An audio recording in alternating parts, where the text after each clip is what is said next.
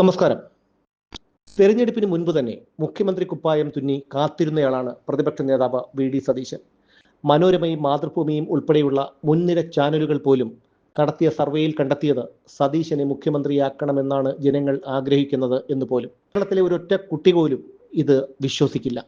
കാരണം ഒരു പ്രതിപക്ഷ നേതാവ് എന്നുള്ള നിലയിൽ കഴിഞ്ഞ 4-5 വർഷങ്ങൾ സതീശൻ കാഴ്ചവെച്ചത് തീർത്തും പരാജയപ്പെട്ട ഒരു പ്രവർത്തനമായിരുന്നു. 100-ൽ 10 മാർക്ക് പോലും കൊടുക്കാൻ കഴിയാത്ത രീതിയിലുള്ള പ്രവർത്തനമാണ് പ്രതിപക്ഷ നേതാവ് എന്നുള്ള നിലയിൽ വി.ഡി. സതീശൻ നടത്തിയത്.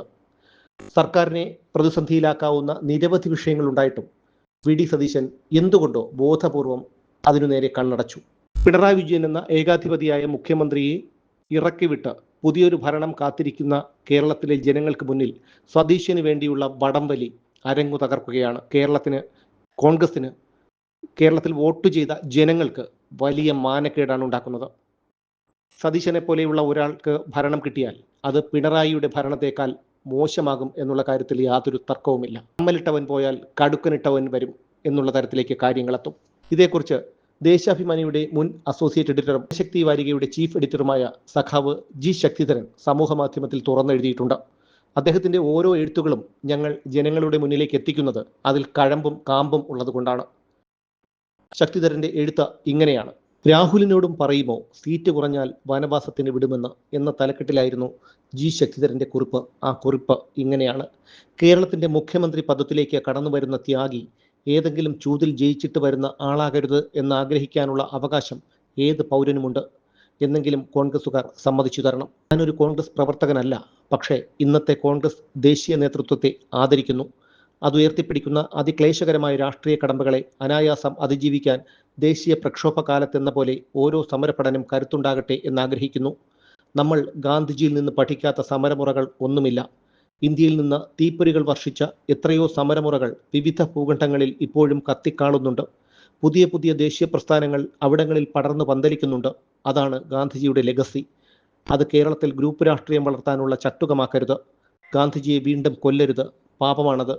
വാതും ചൂതും വെച്ചാണ് കോൺഗ്രസ് സമരപ്പടൻ സംഘടനയുടെ ആധിപത്യം നേടിയെടുക്കേണ്ടതെന്ന് ഗാന്ധിജി എവിടെയും പഠിപ്പിച്ചിട്ടില്ല. ഒരു നേതാവ് അവകാശപ്പെട്ട അത്രയും സീറ്റ് തെരഞ്ഞെടുപ്പ് ഫലം വരുമ്പോൾ കിട്ടിയില്ലെങ്കിൽ വനവാസത്തിന് പോകുമെന്ന് സത്യാന്വേഷകനായ ഗാന്ധിജി ചരിത്രത്തിൽ എവിടെയെങ്കിലും പറഞ്ഞിട്ടുണ്ടോ? അത് ദുർവ്യാഖ്യാനിക്കലല്ലേ? ആരാണ് ഇതെല്ലാം നമ്മുടെ നിഷ്കളങ്കരായ കർമ്മകുശലരായ നേതാക്കളുടെ തലച്ചോറിൽ കയറ്റിവിട്ടത്? വോട്ട് കിട്ടുന്നതനുസരിച്ച് പദവികൾ തന്നേക്കണം എന്ന് ഏതെങ്കിലും നേതാവ് ശാഠ്യം പിടിച്ചാൽ പോയി പാടുനോക്ക് എന്ന് പറയാനുള്ള ആർജവം ഒരു കോൺഗ്രസുകാരനുണ്ടാവണം. ഇത് കോൺഗ്രസിന് ചേരുന്ന രാഷ്ട്രീയമാണോ? ഇതിന് പിന്നിൽ ദുഷ്ടലാക്കുണ്ട്. എങ്ങനെയാണ് ശുദ്ധമനസ്കരായ കോൺഗ്രസ് ഭടന്മാരുടെ മനസ്സിലേക്ക് ഈ വിഷവിത്ത് കടത്തിവിട്ടത്? മുതലാളിത്തം ഇത്തരത്തിലുള്ള പല കുതന്ത്രങ്ങളും ചിന്താധാരയിലേക്ക് കടത്തിവിടും. നിഷ്കളങ്കരായ ഭടന്മാർ പല രീതിയിൽ നേതാക്കൾ പ്രലോഭിപ്പിക്കുമ്പോൾ അതിൽ ആകൃഷ്ടരായെന്ന് വരുന്നത് അപകടകരമാണ്. കോൺഗ്രസിന്റെ പതനം അവിടെ തുടങ്ങും. നാളെ രാഹുൽ ഗാന്ധിയെ ഏതെങ്കിലും പദവിയിലേക്ക് കടത്തിവിടണമെങ്കിലും ഇങ്ങനെ എത്ര സീറ്റ് നേടിത്തന്നു എന്ന് നോക്കിയിട്ട് വേണ്ടി വരുമോ? സീറ്റ് കുറഞ്ഞു പോയാൽ രാഹുൽ ഗാന്ധിയോട് വനവാസത്തിന് പൊയ്ക്കൊള്ളാൻ പറയുമോ? അത് സമ്മതിച്ചു കൊടുക്കാൻ പറ്റുമോ? മഹത്തായ ഒരു രാഷ്ട്രം അതിൻ്റെ സമസ്ത കരുത്തോടെ ഇന്ത്യൻ ജനതയ്ക്ക് വീണ്ടെടുത്തു കൊടുക്കാൻ ജീവൻ പണയപ്പെടുത്തി അഹോരാത്രം പോരാടുമ്പോൾ അതിൽ നിന്ന് വ്യതിചലിച്ച് സംഘപരിവാർ മുന്നോട്ട് വയ്ക്കുന്ന രാഷ്ട്രീയം കേരളത്തിലെ കോൺഗ്രസിൽ കടത്തിവിടുന്നത് ഏത് മുത്തുപ്പെട്ടവരുടെ അപ്പൂപ്പൻ എന്ന് പറഞ്ഞാലും ജനങ്ങൾ സഹിക്കില്ല. കൊണ്ടുവന്ന വോട്ടിന് നോക്കി സിന്ദാബാദ് വിളിച്ച് മുഖ്യമന്ത്രി പദത്തിൽ അവരോധിച്ചു തരണം എന്നാവശ്യപ്പെടുന്നവരെ മുക്കാലിയിൽ കെട്ടിയടിക്കണം. അതിൻ്റെ പിന്നിൽ ഒളിഞ്ഞിരിക്കുന്ന അമേരിക്കൻ നിർമ്മിത രാഷ്ട്രീയം കാണാതെ പോകരുത് സഹോദരങ്ങളെ. ഒരു മുഖ്യമന്ത്രി പദവിക്ക് വേണ്ടി കേരളം കോടികൾ മുതലിറക്കിയിരിക്കുകയാണ്. അമ്പരപ്പിക്കുകയാണ് ഈ വിപത്ത്. താൻ പ്രഖ്യാപിച്ച അത്രയും വോട്ട് കിട്ടിയാൽ മുഖ്യമന്ത്രി സ്ഥാനം തന്നെ ഏൽപ്പിക്കണം എന്നതല്ലേ വനവാസത്തിന്റെ പൊരുൾ? ബുദ്ധിയുള്ളവൻ പറയണം, ഫാൻസ് അസോസിയേഷൻ അല്ല അത് തീരുമാനിക്കേണ്ടത് എന്ന്. അതല്ലെങ്കിൽ അഭിമാനികൾ തീരുമാനിക്കണം. അത്ര മുട്ടി നിൽക്കുന്നെങ്കിൽ എല്ലാം കൂടി എടുത്തുകൊണ്ടുപോയി തിന്നോ എന്ന്. ഇത് ഗാന്ധിജിയുടെ പ്രസ്ഥാനമാണ്. സ്വാതന്ത്ര്യം കിട്ടിയ ദിവസം ആ ത്യാഗത്തിന് ഒരു നന്ദി എന്ന നിലയ്ക്കെങ്കിലും ഗാന്ധിജിയുടെ ചിത്രം തെരുവിൽ തൂക്കാൻ മറന്നുപോയ ഇന്ത്യയിലെ കമ്മ്യൂണിസ്റ്റുകാർ ചരിത്രരേഖകളിൽ അഭിമാനത്തോടെ രേഖപ്പെടുത്തിയിട്ടുണ്ട് ഇന്ത്യക്ക് സ്വാതന്ത്ര്യം നേടിത്തന്നത് കോൺഗ്രസ് ആണെന്ന്. അത് വോട്ട് വാരുന്നവനുള്ളതാണ് മുഖ്യമന്ത്രി സ്ഥാനം എന്ന് മാറ്റി എഴുതിക്കരുത്. അല്ലാത്തവൻ വനവാസത്തിന് പോയി നശിച്ചോളണം എന്ന് പറഞ്ഞ് ആരെയും അധിക്ഷേപിക്കരുത്.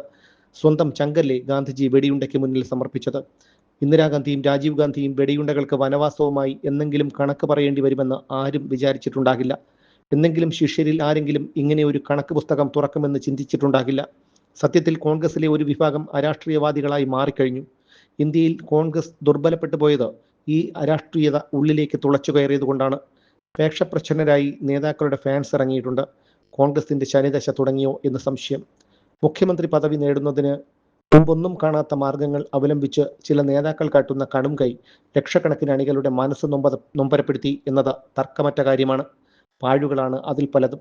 അവരുടെ ചോര നീരാക്കി തന്നെയാണ് ഈ മഹാസൗധം ഉയർന്നത്. ഇപ്പോൾ ഒരു നേതാവിന് ഭാര്യയ്ക്കും മകനും പുതുതായി ഉയരുന്ന സൗധം പൂർത്തിയാകണമെങ്കിൽ കോടികൾ വേണം. ഗ്രൂപ്പ് രാഷ്ട്രീയത്തെ പ്രണയിച്ചാൽ കോടികൾ ലഭിക്കുന്നില്ലെങ്കിൽ താമരയെ പ്രണയിക്കും. ആരാണ് കോൺഗ്രസ് രാഷ്ട്രീയത്തെ അവിടെ എത്തിച്ചത്? ആരാണ് ആദ്യം ആ ബോംബിട്ടത്? കുതന്ത്രങ്ങൾ നെയ്യുന്നവർ ധീരരും അതിന് മുതിരാത്തവർ മൂഢരുമാണെന്ന് കരുതുന്നത് മൗഢ്യമാണ്. ഇപ്പോൾ സൈബർ ഇടങ്ങളുടെ കൈകളിലാണ് കോൺഗ്രസ് രാഷ്ട്രീയം. പ്രചണ്ഡമായ പ്രചാരണമാണ് ഇളക്കി വിട്ടിരിക്കുന്നത്. ഒറ്റ വ്യക്തിയാണ് സർവ്വതിനും കാരണഭൂതൻ എന്നാണ് കൊട്ടിഘോഷിക്കുന്നത്.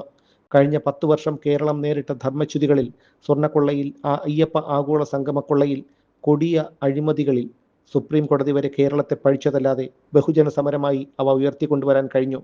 എന്നാൽ പൊതു തെരഞ്ഞെടുപ്പുകളിൽ കോൺഗ്രസ് വിജയ് ശ്രീലാളിതരായി എന്നതിൽ തർക്കമില്ല. അഴിമതിയുടെ ഒറ്റ വ്യവഹാരത്തിലെങ്കിലും പ്രതിപക്ഷം വിജയക്കൊടി നാട്ടിയോ? ലാവ്ലിൻ കേസെങ്കിലും യഥാസമയം വാദത്തിനെടുപ്പിക്കാൻ കഴിഞ്ഞോ? നിയമസഭാ തെരഞ്ഞെടുപ്പിന്റെ തേരുകൾ ഉരുളാൻ തുടങ്ങിയപ്പോൾ ജനാഭിലാഷത്തിന്റെ ദിശാസൂചികൾ എങ്ങോട്ടാണ് നീങ്ങുക എന്ന് വ്യക്തമായിരുന്നു. കേരളത്തെ സമസ്ത മേഖലകളിലും മുച്ചൂടും കൊള്ള നടത്തിയ ഭരണകൂടത്തിന് ശിക്ഷ വിധിക്കുക എളുപ്പമുള്ള കാര്യമായിരുന്നില്ല. എത്രയോ ദിനരാത്രങ്ങൾ അതിനു വേണം. ഭരണകൂടത്തിന്റെ കയ്യിലുള്ള മുഴുവൻ മൂർച്ചയേറിയ ചാട്ടുളികളും ആയുധങ്ങളും എടുത്തുപയോഗിച്ചാലും നിയമസംഹിതയിലെ എല്ലാ കർക്കശ നിയമങ്ങളും ചുരൽ നിവർത്തിയാലും കേരളത്തിന് നഷ്ടപ്പെട്ട മാനവികതയും ഐശ്വര്യവും വീണ്ടെടുക്കാനാവില്ല. കേരളത്തിന്റെ അലകും പിടിയും മാറണം. അത് ഉൾക്കരുത്തുള്ള, ഉൾക്കാമ്പുള്ള ഒരു കൂട്ടായ്മയ്ക്ക് ഒരു പുതിയ കേരളം കെട്ടിപ്പടുക്കാൻ പറ്റൂ. സാമാന്യബോധമുള്ള ഏതൊരു രാഷ്ട്രീയ നിരീക്ഷകനും നഗ്നനേത്രങ്ങൾ കൊണ്ട് ഒറ്റനോട്ടത്തിൽ തിരിച്ചറിയാവുന്ന കെടുതികളാണ് നമുക്ക് സംഭവിച്ചത്. ആ സത്യം തിരിച്ചറിയാൻ അതുക്കും മേലെ എക്സ്റേ പരിശോധനയുടെ ആവശ്യമില്ല. ആൾഡോസ് ഹ്യൂക്സ്ലി പറഞ്ഞതുപോലെ, pearls can be like x-rays, use them properly, they will go through anything, read and your perceived. പുതിയ മുഖ്യമന്ത്രി രുദ്രപ്രതാപനൊന്നും ആവണമെന്നില്ല. ജനങ്ങളോട് എളിമയും വകതിരിവും നേര് സംരക്ഷിക്കാനുള്ള പ്രപഞ്ചബോധവും ഉണ്ടായാൽ മതി. ഇന്നലെ പൊട്ടിമുളച്ചതോ ആകാശത്തു നിന്ന് പൊട്ടിവീണതോ ആവില്ലല്ലോ. നിങ്ങൾക്ക് ഒന്നും അറിയില്ല എന്ന് എനിക്കറിയാം എന്ന ഭാവം ആരെയും വളർത്തില്ല. ഒരു നൃശംസൻ ചവിട്ടിമതിച്ചിട്ടിരിക്കുന്ന മണ്ണിലാണ് നമ്മൾ തുടങ്ങേണ്ടത് എന്നത് മറക്കരുത്. ഇങ്ങനെയാണ് ജി ശക്തിധരൻ തൻ്റെ കുറിപ്പ് അവസാനിപ്പിച്ചിരിക്കുന്നത്. സതീശൻ തെരഞ്ഞെടുപ്പിന് ശേഷവും അതിശക്തമായി സമൂഹ മാധ്യമത്തിലൂടെ മുഖ്യമന്ത്രി സ്ഥാനത്തേക്കുള്ള പിടിവലികൾ നടത്തിക്കൊണ്ടിരിക്കുകയാണ്. എറണാകുളം DCC പ്രസിഡന്റ് മുഹമ്മദ് ഷിയാസ് പരസ്യമായി പറഞ്ഞതു തന്നെ ഏറ്റവും വലിയ ഉദാഹരണം. അതിനുശേഷം ബെന്നി ബെഹനാൻ ഹൈക്കമാൻഡിന് കത്തയച്ചു, ഇത്തരത്തിലുള്ള വിഷയങ്ങളുമായി ബന്ധപ്പെട്ടുള്ള ചർച്ചകൾ സമൂഹ മാധ്യമത്തിൽ നിന്ന് ഒഴിവാക്കണമെന്ന്. പക്ഷേ സതീശന് ഇതൊന്നും ബാധകമല്ല. സതീശനെ മുഖ്യമന്ത്രിയാക്കണം എന്നാവശ്യപ്പെട്ടുകൊണ്ട് ഒരു വലിയ വിഭാഗം ഇപ്പോഴും സമൂഹ മാധ്യമത്തിൽ പ്രചരണം നടത്തിക്കൊണ്ടിരിക്കുകയാണ്. ഇത് സതീശന് അറിയാതെയാണെന്ന് നമുക്കൊരിക്കലും വിശ്വസിക്കാൻ കഴിയുന്ന ഒന്നല്ല. സതീശന് ഇക്കാര്യം അറിവില്ലെങ്കിൽ അദ്ദേഹത്തിന് ഈ പ്രചാരണം നടത്തുന്നവരെ വിലക്കാം, അല്ലെങ്കിൽ പരസ്യമായി മാധ്യമങ്ങളോടോ പൊതുസമൂഹത്തോടോ സമൂഹ മാധ്യമത്തിലോ കൂടി പറയാം. ഈ പോക്ക് അപകടത്തിലേക്കാണ്. കാരണം ഒരു അധികാരി മോഹിയെ കേരളത്തെ ധൂർത്തടിച്ച് മുച്ചൂടും നശിപ്പിച്ച ഒരു ഏകാധിപതിയായ അധികാരമോഹിയെ ഇറക്കി വിടുന്ന ദിവസം കാത്തിരിക്കുന്ന നമ്മൾക്ക് മുന്നിൽ ഇനി അതിൻ്റെ ഒരു കാർബൺ കോപ്പിയാണ് സതീശനിലൂടെ അവതരിക്കുന്നതെങ്കിൽ നമ്മുടെ എല്ലാം ജീവിതം ദുസ്സഹമാകും എന്നുള്ള കാര്യത്തിൽ യാതൊരു തർക്കവുമില്ല.